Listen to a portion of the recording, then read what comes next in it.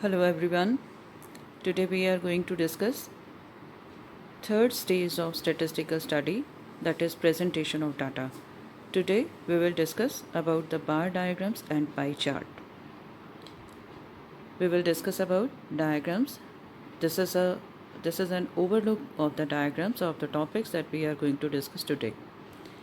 The very first one is bar diagrams, also known as bar chart. Bar diagram consists of a series of rectangular bars of equal width.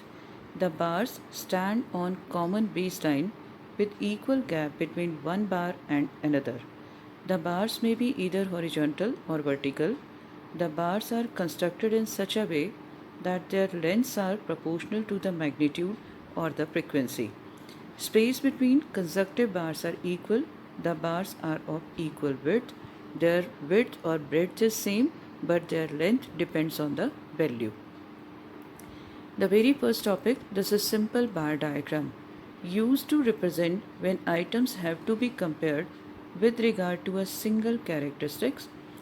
Here, the items are represented by rectangular bars of equal width and height proportional to their magnitude. The bars are drawn on a common baseline with equal distance between consecutive bars. The bars may be shaded. This is an example of the modes of transport used to reach school by the students.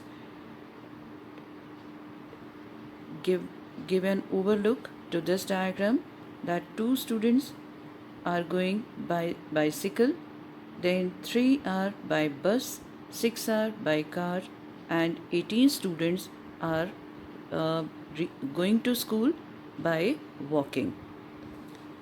Next, this is number of deaths. Again, this is chronic lower respiratory disease, pneumonia. So some other problems are there. So this is about the simple bar diagram.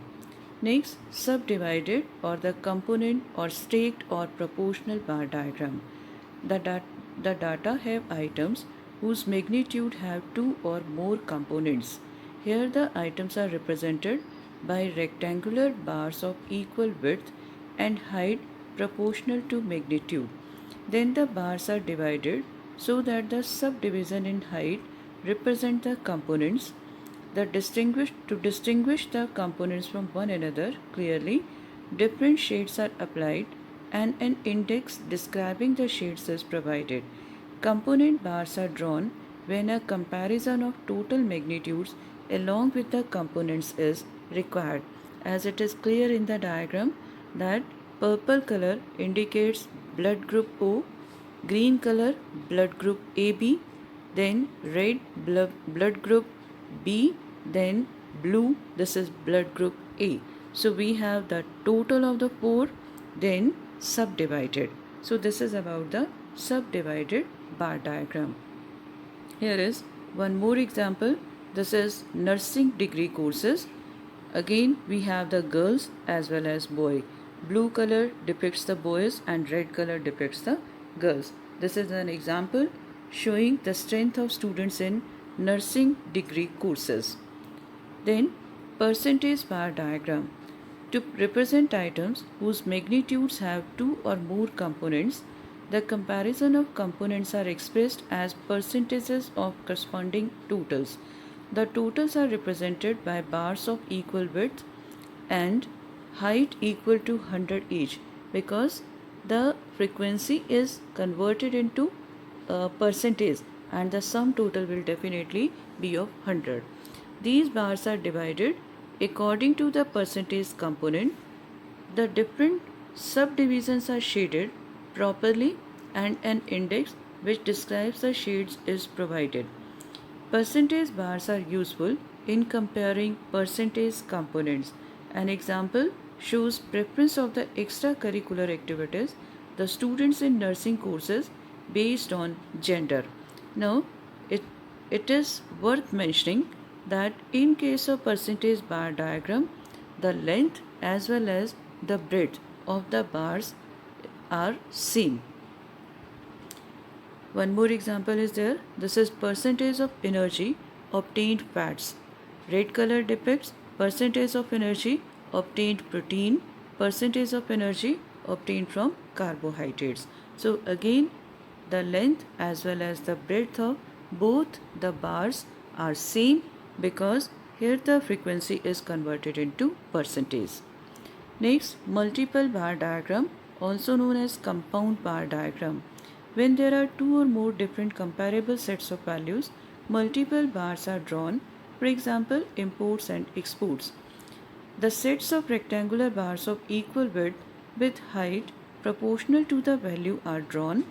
The bars corresponding to the same unit are placed together adjacent to one another. The diagram is shaded properly and an index is provided. Now look at the diagram. This is sales by division. This is north, south, east and west. In 2009, then 2010, 11, 12 and 13. So for 5 consecutive years we have the information related with sales by division of north, south, east and western areas. So this is a multiple bar diagram because it shows compound information in one diagram. Then one more example is there, an example that shows the strength of students based on gender classification in nursing degree courses. This is boys and girls. Then deviation bar diagram, useful for presenting net quantities which have both positive and negative values. The positive deviations are presented by the bars above the baseline, while negative deviations are presented by bars below the baseline. Dear students, we have 4 quadrants. In first quadrant, all the values are positive. In second quadrant, x is negative and y is positive. In third quadrant, x and y both are negative. In fourth quadrant, value of x is positive and y is negative. So when we draw deviation bar diagram, our bars, our diagrams will be in first and fourth quadrant. Here is one more example. This is variation from budget in different areas: administration, nursing, pharmacy, central supply and radiology. So some are in first quadrant and few are in fourth quadrant.